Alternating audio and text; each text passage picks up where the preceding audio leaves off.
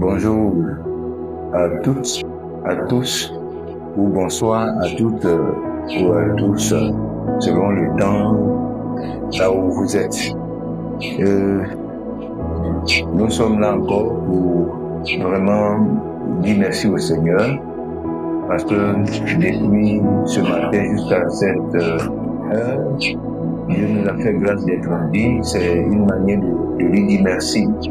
Alors, bien-aimé, je voudrais partager quelque chose avec toi cet instant. Quand nous lisons Apocalypse chapitre 3, verset 20, la Bible nous dit que voici, je me tiens à la porte et je frappe. Si quelqu'un entend ma voix et ouvre la porte, j'entrerai chez lui, je souperai avec lui et lui avec moi. Alors, ce verset parle d'une église qu'on appelle l'église d'Odyssée. Cette église pensait que la richesse seule suffisait.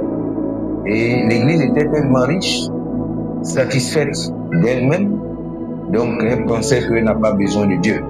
Comme aujourd'hui, les gens, ils vivent, ils pensent qu'ils n'ont pas besoin de Dieu, parce qu'ils ont l'argent, ils ont tous ces plaisirs de ce monde, ils sont dans les show-roues, dans les grosses voitures.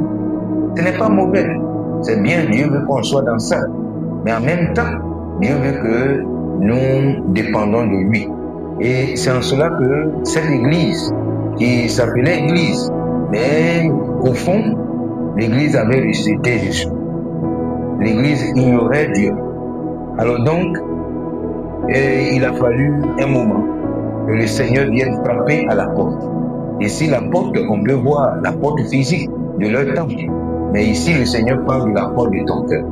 Donc, là, on doit comprendre, bien aimés frères, que chaque jour, Dieu frappe à la porte de ton cœur. Dieu frappe à la porte du cœur de chacun de nous. Que tu sois ministre, que tu sois président, que tu sois qui que ce soit, Dieu frappe à ton cœur. Il cherche toujours à t'aider. Quand il frappe la porte du cœur, ce n'est pas comme c'est un plaisir pour lui.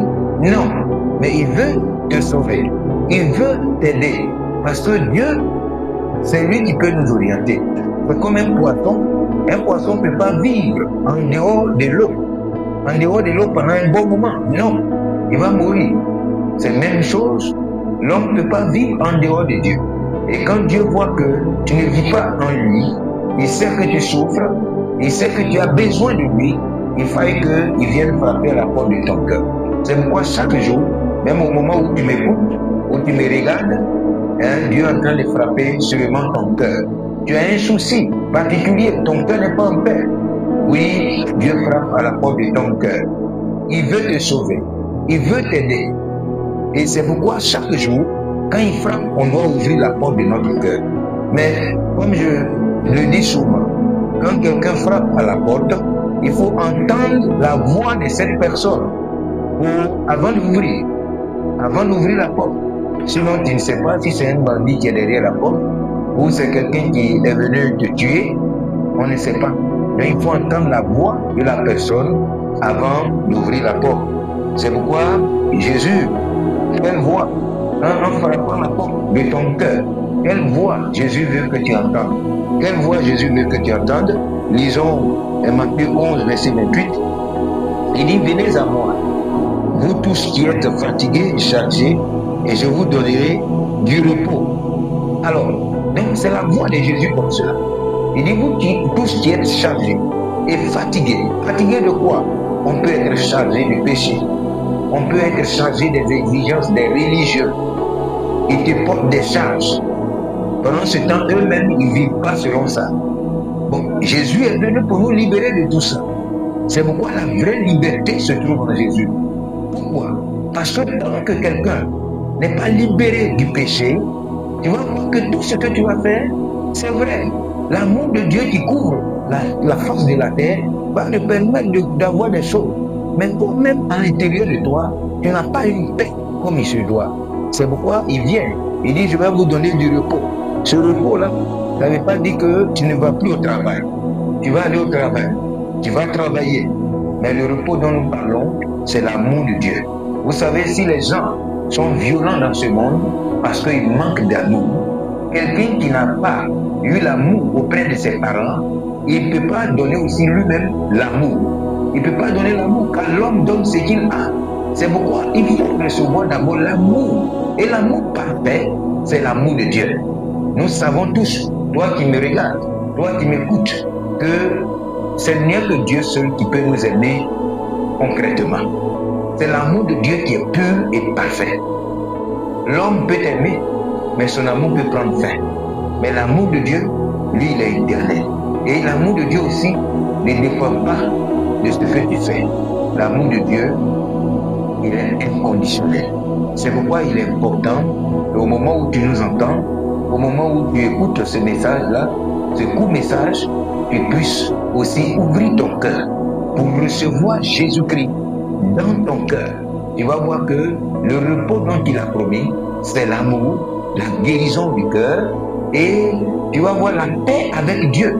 Parce que quand quelqu'un il est en paix avec Dieu, tu vas voir que tout ce qu'il va faire, il va faire très bien. Souvenez-vous, vous avez entendu sûrement parler de Adam et Ève. Adam et Ève vivaient en parfaite harmonie avec Dieu. Mais le jour où ils ont péché, c'est comme il y a eu une guerre. L'insécurité s'est installée et ils n'ont plus eu la paix. L'homme en dehors de Dieu ne peut pas avoir la vraie paix. C'est pourquoi il est important.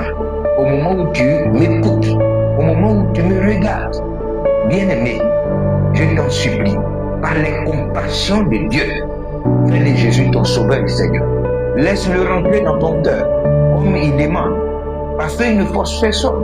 Vous voyez, Dieu ne force personne. S'il forçait, tout le monde allait être ce qu'il veut que nous tous nous soyons. Mais il ne force pas. Il veut que tu viennes à lui librement. C'est pourquoi, en entendant ma voix, au travers de cette voix-là, il est en train de frapper la porte de l'Église.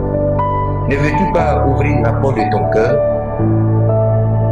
Alors, bien-aimé, si vraiment tu veux l'accepter comme ton sauveur et Seigneur, tu vas faire cette prière. Parce que cette prière va te permettre de recevoir Jésus dans ton cœur. Tu vas faire cette prière, tu vas répéter avec moi. L'heure à laquelle tu vas regarder cette vidéo, il faut répéter. Parce que la parole de Dieu ne périt jamais. Lorsque tu vas répéter avec un cœur sincère, c'est que Jésus t'a promis. Il dit, je me tiens à la porte et je frappe. Si quelqu'un entend ma voix et ouvre la porte de son cœur, il va entrer et il va manger avec lui. Manger avec lui, c'est communier avec toi. Communier avec toi, il ne va pas te laisser seul. C'est pourquoi vous voyez, les gens n'ont pas la paix de Dieu. Les gens n'ont pas l'amour de Dieu, ils se suicident dans une longueur de journée. Tu as besoin de Dieu, de Jésus-Christ dans ta vie. Tu as besoin de Jésus. Tu as besoin. N'écoute pas les gens.